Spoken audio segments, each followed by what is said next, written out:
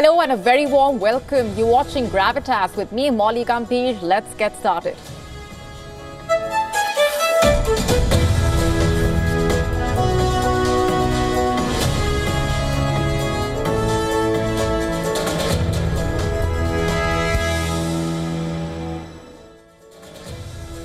Our top story tonight comes from West Asia. What is the secret behind the Iranian drone power?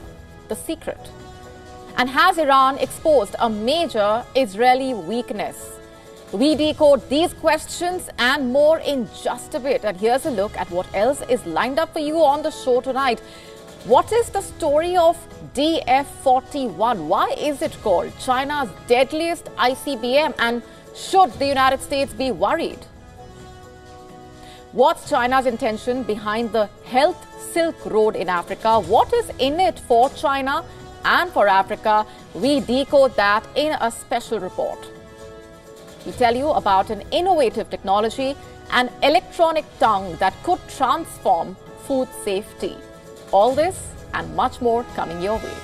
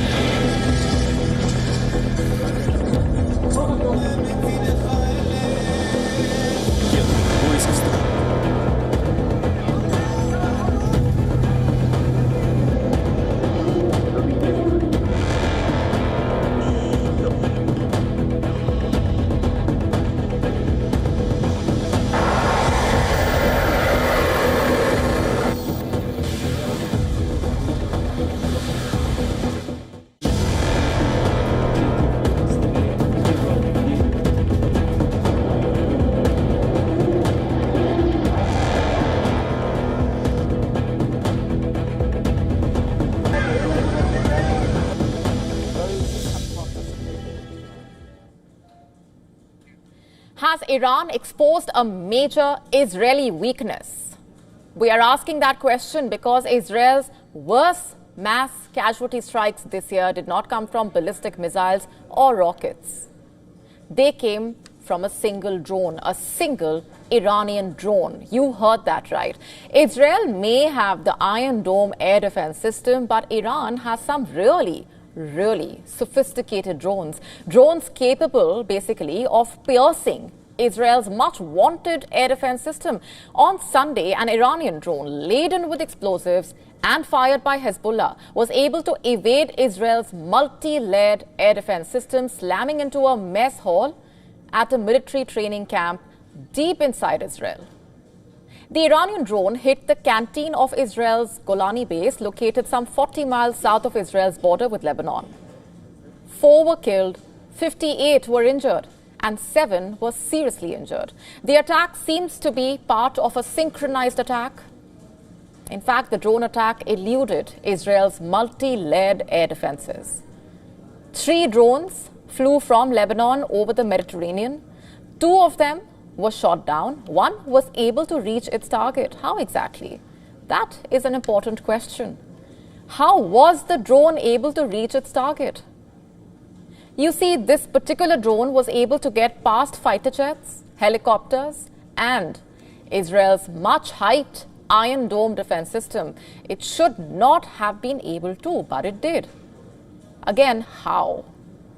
And that is now a subject of urgent inquiry by the Israel Defense Forces, because this is a setback for Israel, to say the least. It basically shows that Israel's Iron Dome is not all that it is made out to be. In a way, it shows that the Iranians have upgraded their feared drones. But most importantly, it shows that Israel's defensive shortcomings have been exposed.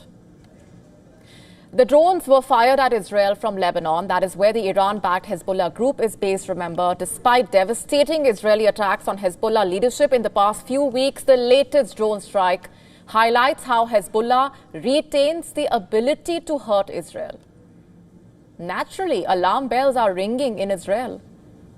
Remember, Israel is preparing for a potential escalation with Iran, but now Iran has exposed its major weakness.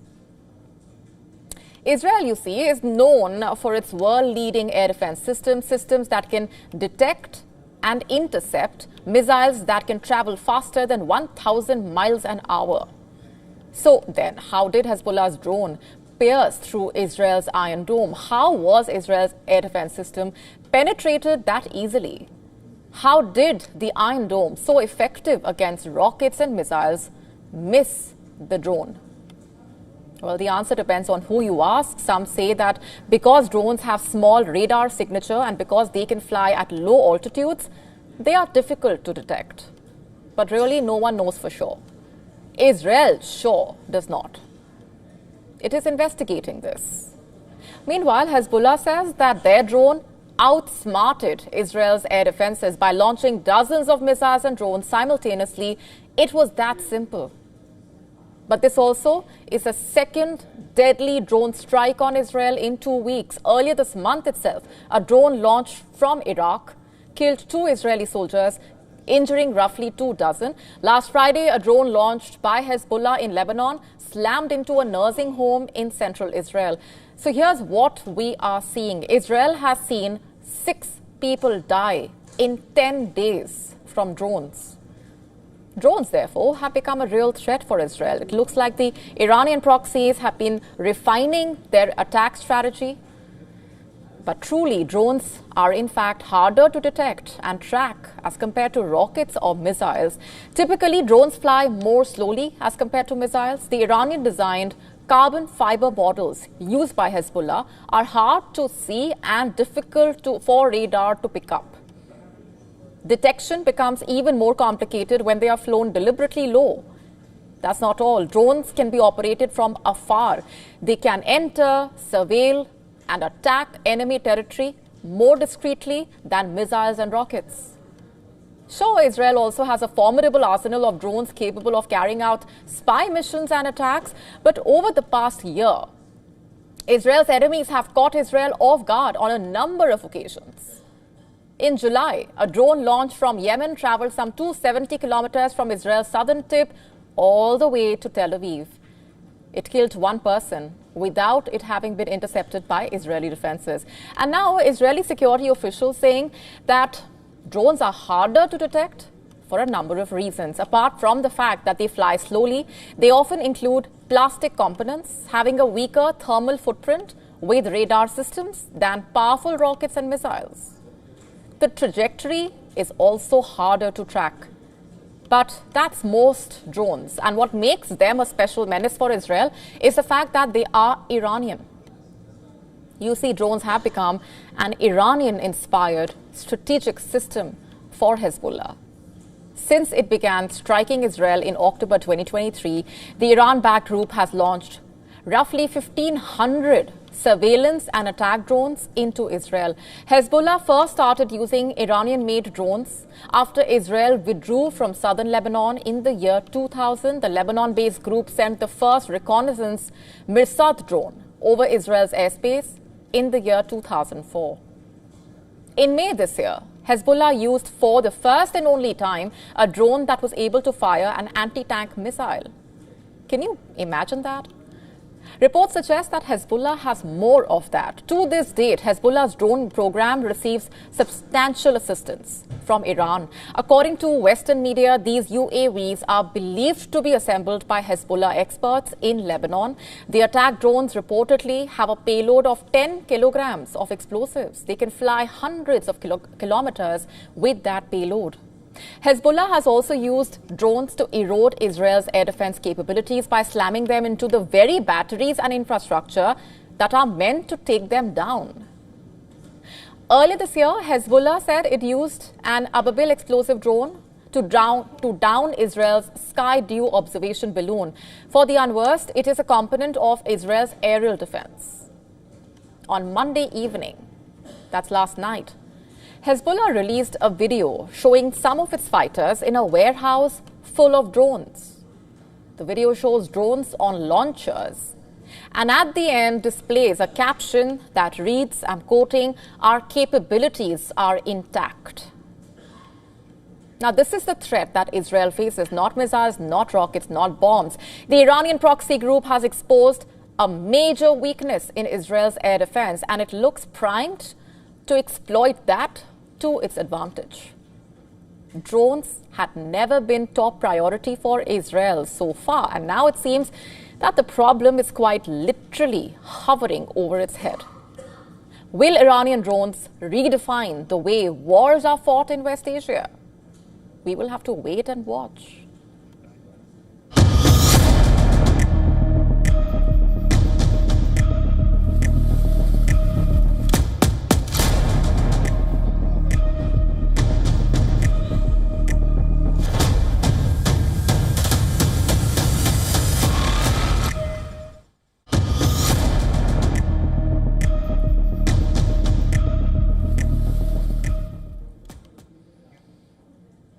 We now shift our focus to Justin Trudeau, a leader whose grip on power seems to be slipping by the day, at least domestically, as he desperately looks for ways to keep his position intact. Is he also desperate to survive with pro-Khalistan political games? This is what his position is looking like domestically. According to reports, Justin Trudeau is facing a steep decline in popularity both within his party and among Canadians, so much so that his political survival is at stake. Let's get to the numbers. A poll conducted by Angus Reid, a Canadian not-for-profit organization, reportedly shows that Trudeau's disapproval rating has jumped from 39% last year to 65% now. Simultaneously, his approval rating has dropped from 51% in 2023 to 30% this year. In fact, as per reports, Trudeau's government has failed to address major issues such as high inflation, unaffordable housing, and unemployment across Canada. That is reportedly resulting in Canadians being unhappy with Trudeau and his government. In fact, reports say at least 20 Liberal Party MPs have signed a document calling for his resignation, fearing that under his leadership, the party could face an electoral wipeout. An electoral wipeout. According to a Bloomberg report, up to 40 MPs are rumored to be contemplating a leadership challenge. That's not even all. Reportedly, in the recent by-election results in Montreal and Toronto, traditionally liberal strongholds, the party suffered heavy defeats. According to an Ipsos poll, only 26% of Canadians believe Trudeau is the best candidate for Prime Minister. But you see, Trudeau is not just dealing with domestic challenges. Trudeau's government is alleging that Indian diplomats were involved in the deaths of Khalistan separatist Hardeep Singh Nijjar, a Canadian citizen who was one of the most wanted terrorists in India. Which brings us back to our core question. Is Trudeau desperately trying to survive with pro-Khalistan political games? You see, Nijjar's deaths in Surrey, British Columbia last year became a flashpoint in the relationship between Canada and India. And now Trudeau's decision to publicly accuse Indian diplomats of having a hand in the death of Nijjar has not only worsened diplomatic relations but also raised questions about his intention. India has vehemently denied the allegations. The Ministry of External Affairs called Trudeau's accusations preposterous and ascribes them to the political agenda of the Trudeau government that is centered around vote bank politics. You see, the timing of Trudeau's allegations raises eyebrows, reports stating that this is not about Nijjar, but it's about securing votes. Canada is home to a sizable Sikh population, reportedly over 770,000, making it the fourth largest ethnic community in the country. Some segments of this community reportedly support the Khalistan movement. As per reports, by advocating for their cause, Trudeau appears to be courting this key electoral demographic, especially at a time when his popularity is at an all-time low. And Trudeau has done similar such tactics, has carried out such tactics in the past.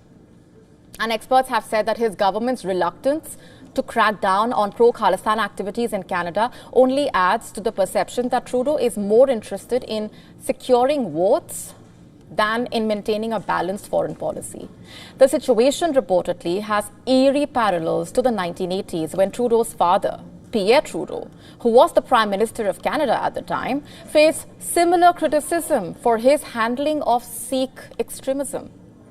The elder Trudeau reportedly refused to extradite Talvinder Singh Parmar, the alleged mastermind behind the 1985 Air India bombing, one of the deadliest terrorist attacks in Canadian history. So was this all a calculated political move by Justin Trudeau? Reportedly, experts believe it was. By shifting the national conversation from his domestic failures, Trudeau may be attempting to deflect attention and rally support among key electoral groups. Trudeau's recent meeting with the Indian Prime Minister Narendra Modi in Laos also reportedly did not do much to ease the tensions. While Trudeau acknowledged the diplomatic strain, he insisted that the investigation into Niger's death would continue.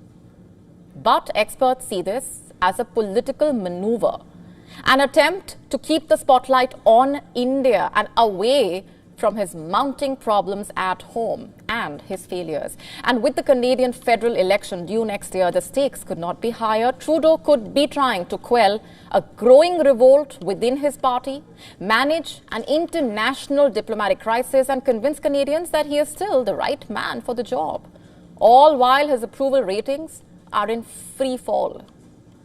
Come elections in 2025, this may no longer be about whether Trudeau can win the Canadian public back, but it may just be about whether such moves can help him hold on to his job.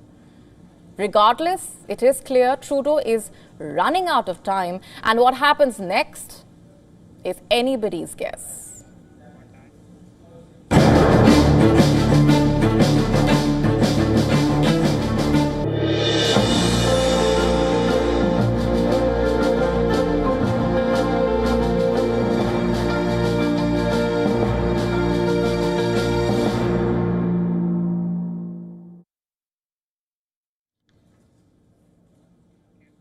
Our next story is about China's deadliest intercontinental ballistic missile. A few weeks ago, we told you that China had conducted an ICBM test outside its airspace for the first time in 44 years last month.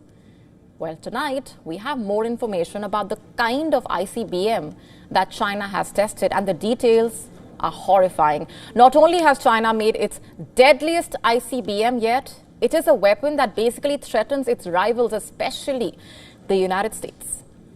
At first, the missile used in the test was thought to have been a DF-31AG, a variant of a third-generation weapon that went into service 2 decades ago. Now reports are saying that the PLA has developed an even more advanced kind of ICBM, the 4th-generation DF-41, a weapon that can go further and carry more warheads. Here's what we know about the DF-41 ICBM. It was launched in 2017 as part of the Dongfeng missile series. It's a family of Chinese surface-to-surface ballistic missiles. The name Dongfeng reportedly means east wind. It is inspired from Mao Zedong's speech in 1957 after the Soviet Union transferred its R-2 ballistic missile to help China develop its program. Mao Zedong had famously said, and I'm quoting here, "There are now 2 winds in the world, the east wind and the west wind," quote unquote. First developed in July 1986, the prototype of the DF-41 was reportedly tested in 1994. It was transferred in 2010 to the PLA's 2nd Artillery Corps. It is the branch that oversaw conventional and nuclear missiles. In 2016, this was renamed to what we today know as China's Rocket Force. Between 2012 and 2016, the DF-41 is estimated to have undergone around 6 to 8 tests. In 2012, its first flight test took place, but no details were disclosed. On October 1, 2019, the DF-41 was first publicly unveiled during a military parade, marking the 70th anniversary of the founding of the People's Republic of China. And now here's what makes this lethal. The DF-41 is China's second ICBM to use solid fuel propellant. And what this means is that the weapon does not need to be fueled immediately ahead of launch. It requires less logistical support, making it harder to detect and more likely to survive preemptive strikes. It uses a 3-stage engine to reach ranges between 12,000 to 15,000 kilometers. That is an impressive range.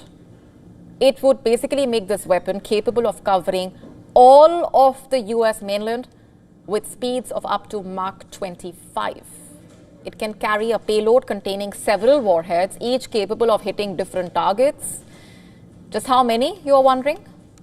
Well, Chinese state media has claimed that the DF-41 can carry up to 10 warheads, but experts have estimated that the missiles could carry around 3. 3 versions of the DF-41 are known to be in operation or under development: road mobile, rail mobile, and silo-based. Compared to its 3 predecessor ICBMs, the DF-41 is the most advanced. And just compare that with the American ICBM. Washington's only land-based ICBM in service is the LGM-30G Minuteman III. About 400 of the projectiles are deployed in the US. The Minuteman III was introduced in 1970.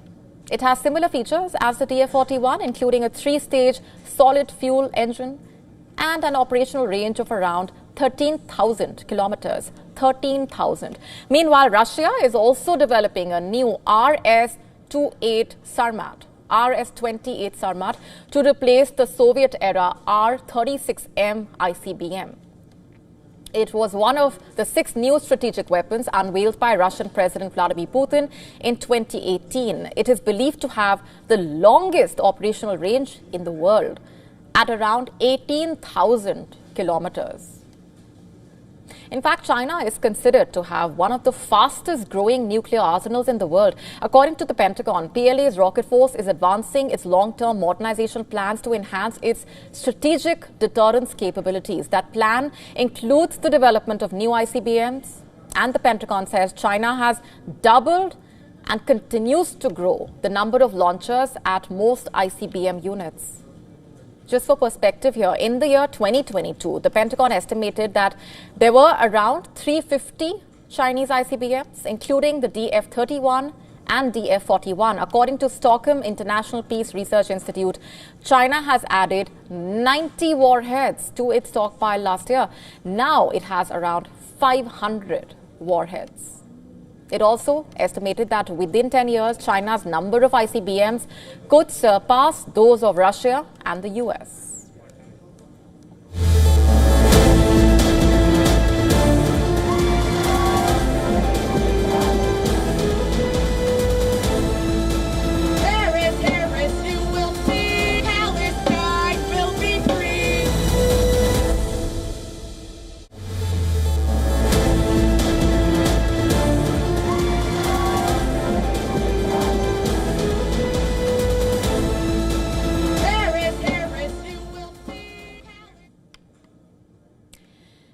Our next story comes from the United States.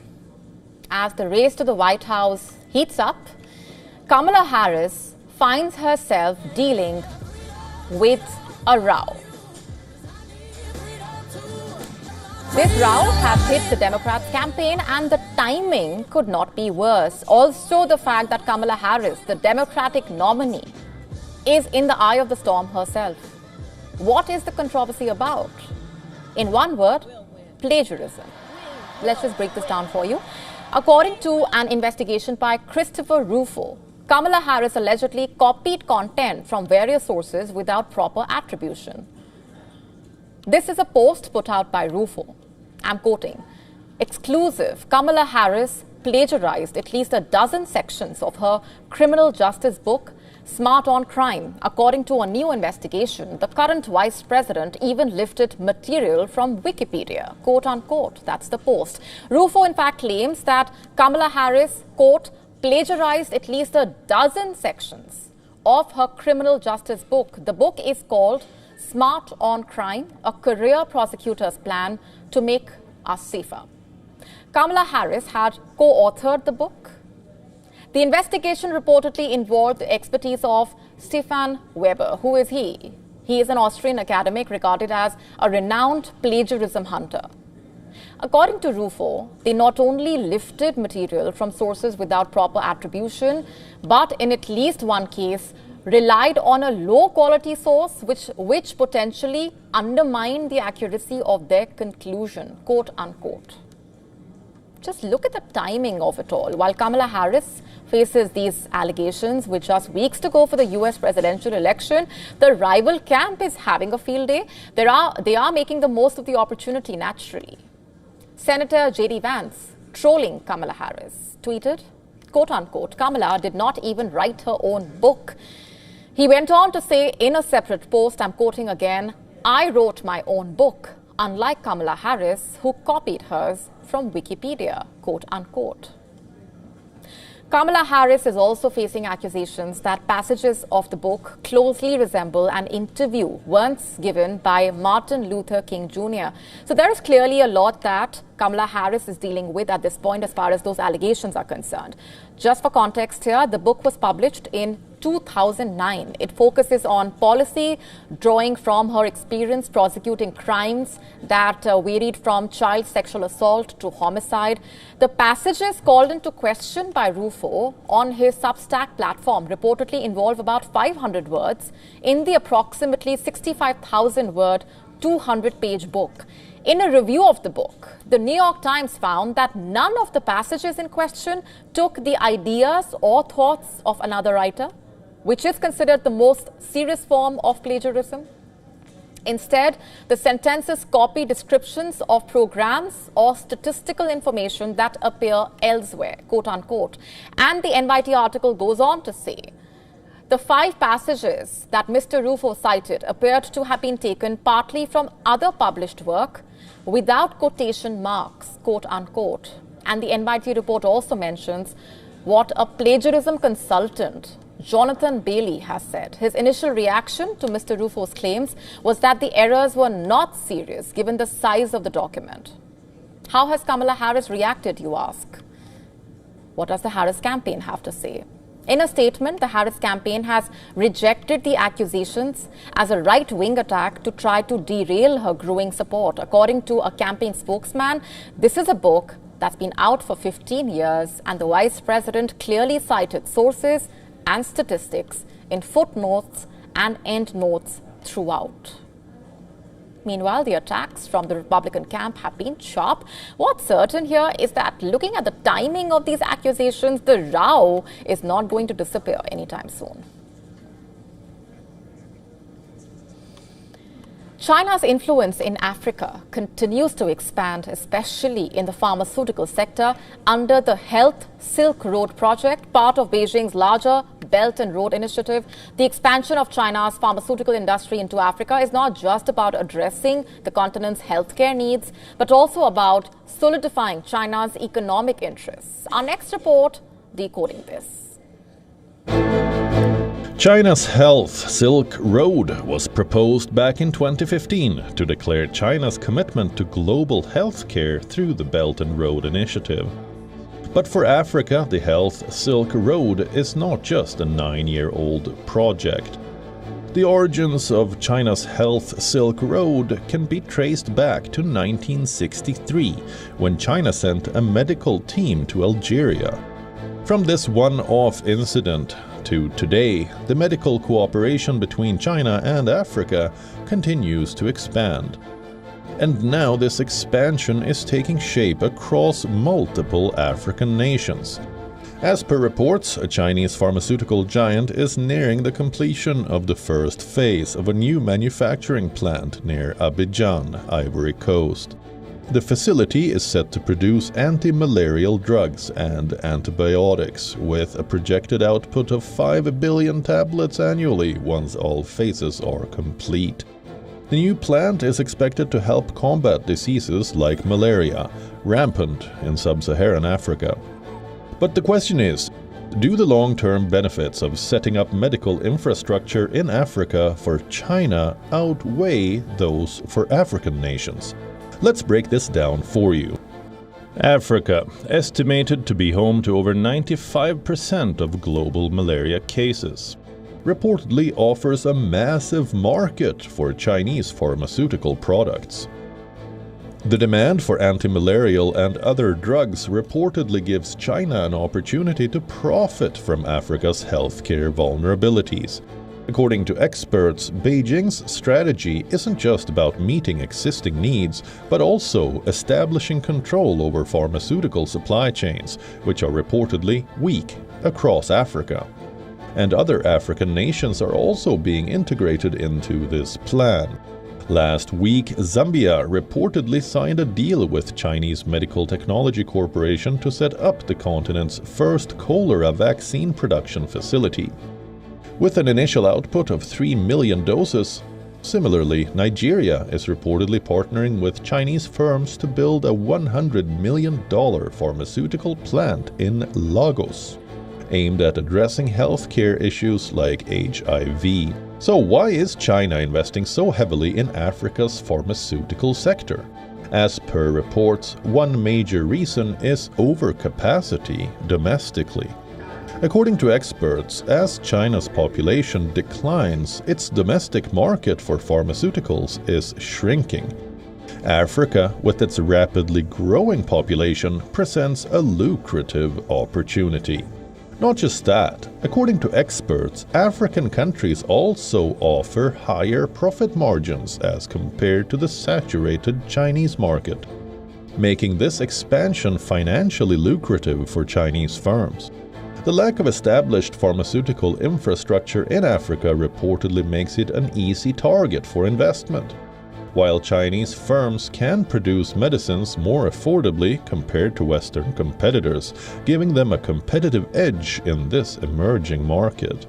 However, experts argue that while these investments might improve healthcare access in the short term, they risk making Africa dependent on Chinese medical supplies. According to them, this could give China significant leverage over African governments, reinforcing its political and economic influence on the continent.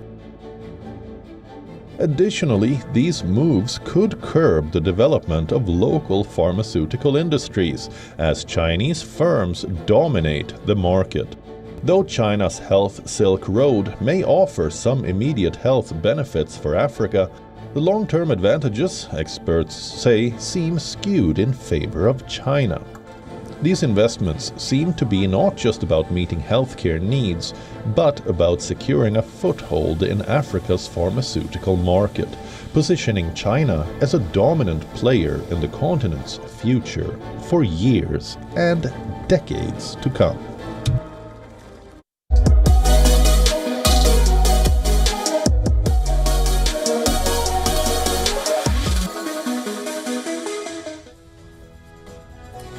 Yesterday on Gravitas, we told you about the AI-powered scam targeting Gmail and how you can stay safe.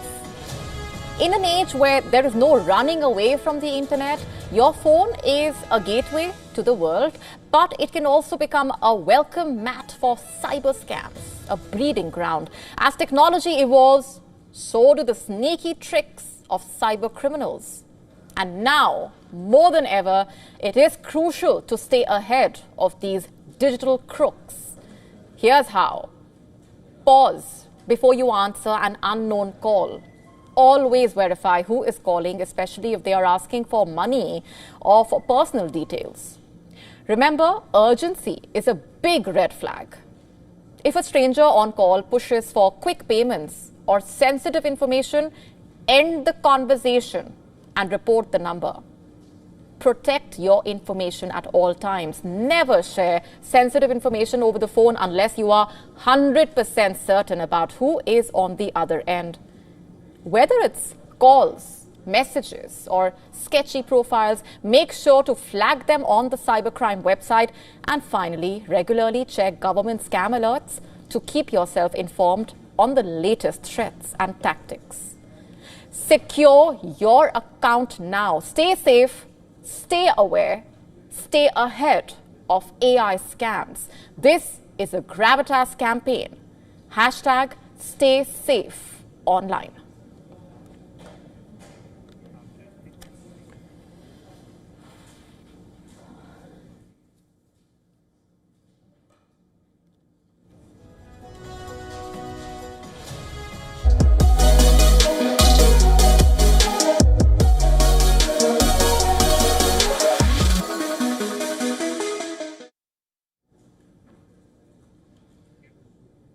Taliban is in the news again, and yes, you guessed it right, not for the right reasons. In fact, they have now taken things a step further. Afghanistan's Taliban morality minister has pledged to implement a law prohibiting news media from publishing images of all living things. Yes, you are not hearing that wrong. All living things. According to the Taliban, the law applies to all of Afghanistan and it will be implemented gradually. In fact, the work of implementing this law has started in some parts of the country. Let's first tell you what this law is all about. It details several rules for news media, including banning the publication of images of all living things and ordering outlets not to mock or humiliate Islam or contradict Islamic law. In fact, on Tuesday, an official confirmed that Taliban-run media have stopped showing images of living beings in some Afghan provinces to comply with morality laws. Media in the provinces of Takhar, Maidan Wardak and Kandahar have been reportedly advised not to air or show images of anything with a soul, meaning people and animals. Now, this ban is the latest in a series of moves taken by the Taliban since taking over in 2021. Taliban officials have sporadically forced business owners to follow censorship rules. These include crossing out the faces of men and women on advertisements, covering heads of shop mannequins with plastic bags, so on and so forth. Back in August this year, the Taliban reportedly banned mixed martial arts, claiming it to be too violent. This, by the way, is happening on part of the same regime which is okay with public executions and merciless stoning of women, allegedly. What gives? Also, just for context here, when the Taliban authorities seized control of the country, Afghanistan had 8,400 media employees. Only 5,100 remain in the profession. Women's voices have been banned from television and radio in Helmand. This is as appalling as it gets. In fact, in a press freedom ranking compiled by Reporters Without Borders, Afghanistan has slipped from 122nd place to 178th out of 180 countries. And this is telling enough of the status of the media freedom in the country. The word freedom is already, in a way, not even a part of Afghan women's lives. And with this new law, what next for Afghanistan?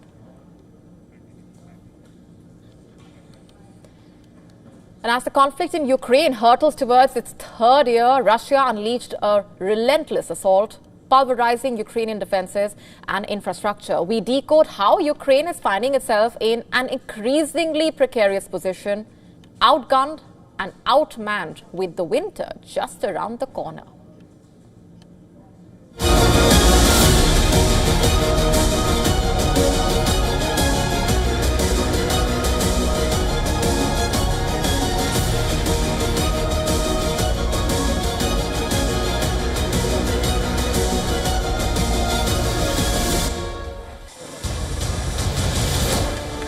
The intensity of Russia's offensive is visible in Mykolaiv. Kiev says a barrage of S-400 missiles, drones and other projectiles rained down on the southern city. On October 15th at around 2:30 a.m., the city of Mykolaiv was struck by the enemy. As a result of the strike, infrastructure, a restaurant complex, shopping pavilions and vehicles were damaged. This assault is not isolated. Across the 1,000-kilometer front line, Russian forces probe for weaknesses, making incremental but steady gains. The recent capture of another village in southern Ukraine underscores the mounting pressure on Ukrainian defenders. Russia is using a wide variety of weaponry. Its glide bombs are raining on the front lines. These bombs have proven devastating for Ukrainian forces in recent months. Ukraine has so far struggled to counter them. Russia is also firing different surface-to-air missiles with pinpoint accuracy. with Ukrainian air defenses fast depleting. Russian firepower is causing devastation, and Ukraine says that the attacks are more and more aimed at civilians. Moscow maintains that it never hits civilian targets. Ukraine's military, stretched thin and lacking in both manpower and advanced weaponry, finds itself on the back foot, particularly in the crucial Donetsk region. The absence of a counter-offensive capability leaves Ukrainian forces in a defensive posture, desperately trying to hold ground while inflicting maximum casualties on the advancing Russian troops. Kiev says that this week it will publicly reveal its so-called victory plan. This week, we will present to all our partners in Europe our strategy for compelling Russia to bring this war to a just end. Of course, the victory plan will be made public. Moreover, along with the initial response we have received from our partners. As winter sets in, the Ukrainian population braces for harsh conditions, with the spectre of widespread power outages looming large. As Russia inches closer to strategic hubs like Pokrovsk, Ukraine braces for a prolonged fight under relentless bombardment. Bureau Report, WION World is One.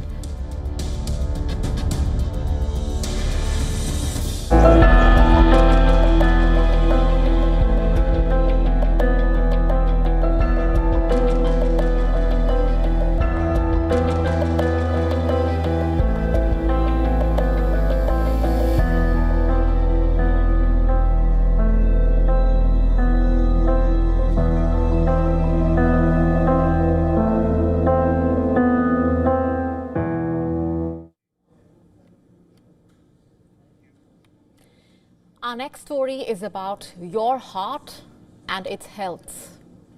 And the reason we say that is recently former Scottish Minister Alex Salmond passed away after suffering a massive heart attack. As per reports, Salmond collapsed in a crowded room shortly after delivering a speech at a conference in North Macedonia, and that too allegedly while opening a bottle of ketchup when he and other attendees were having lunch. And his sudden death has shocked everyone naturally, and this perhaps is also your cue to get your heart checked right away. Let's get to the details first. Eyewitnesses claim, as per reports, Salmond, the founder of the Alba Party, was only helping his associate to open a bottle of ketchup. Moments later, he fell back in his chair, even as another attendee next to him took him into his arms. Salmond was believed to have fallen unconscious immediately after and could not be recovered. Even as paramedics attempted and made efforts for 30 minutes. As it turns out, his heart had stopped beating by then and he was pronounced dead. Remember, a heart attack does not come with a prior warning, and anybody can face it anytime, anywhere. One can never be too careful or sure when it comes to the health of one's heart. According to the World Health Organization, cardiovascular diseases are the leading cause of death globally that claim an estimated 17.9 million lives each year. 4 out of 5 cardiovascular disease-related deaths occur due to heart attacks and strokes. You see, Salmond died at the age of 69. The WHO says 1/3 of the disease-related deaths occur prematurely in people under 70. Let's also tell you that is fast changing now. Heart attack today is increasingly common among young adults between the ages of 20 and 40. And what's more, instances of sudden cardiac arrest among individuals are also on the rise. Reports suggest these are characterized by sudden loss of heart activity due to irregular heart rhythm, reduced blood flow to heart due to arteries blocked by cholesterol, shortness of breath or not breathing at all. Even as these cannot be directly linked to heart attacks, these are signs that indicate your heart is not well and needs immediate attention. Young adults are now becoming frequent targets of diabetes, hypertension, high blood pressure, even more than that of older adults, thanks to the fast-paced lifestyle, perhaps, unhealthy eating habits, added stress, even smoking, air pollution, neglected health conditions can pose significant risks to their heart health. And that's not even all. Reports suggesting even fitness enthusiasts and those who over-exercise or engage in intense workouts also can be victims of heart attacks and other heart diseases. In fact, doctors say when the body does not get sufficient time to rest or recover, it directly puts strain on the heart. According to guidelines issued by the Cardiologist Society of India, Indians are genetically predisposed to early heart attacks, even with low levels of lipids, such as fats and oil compounds. Doctors suggest that a lipid test conducted as early as at the age of 18 can be helpful, and experts recommend having regular and early health checkups from the age of 20 can be a good practice to keep heart health in check. Apart from that, clinical examination involving blood tests and a test for a C-reactive protein, chest X-ray, ECG, Holter monitoring are some screening measures among others that can help. However, after 40, screening of the heart in every 3 years is recommended, especially for those with a family history or having high risk features. Have you gotten your heart checked yet? If not, do not delay it further. And our next story is about an electronic tongue. I know what you're thinking. That sounds made up. But no, it's not. Researchers have actually unveiled this unique technology. But how is it beneficial? How does it work? A team at Penn State led the research, showing how artificial intelligence could transform your relationship with flavors, how we understand them, how we analyze them. The technology is reportedly capable of detecting subtle differences in liquids. What kind of differences, you are wondering? The quality, authenticity, also the freshness of substances. These can be assessed with precision, and the substances can be detected and classified. Basically, this electronic tongue tries to replicate the processes involved in taste, which go beyond the basic 5 taste categories. This can perhaps go a long way in transforming food safety and production. And the tongue can also potentially be used for not just basic taste detection. It is said to be equipped to handle a series of different needs, from food and beverage quality control to medical diagnostics as well.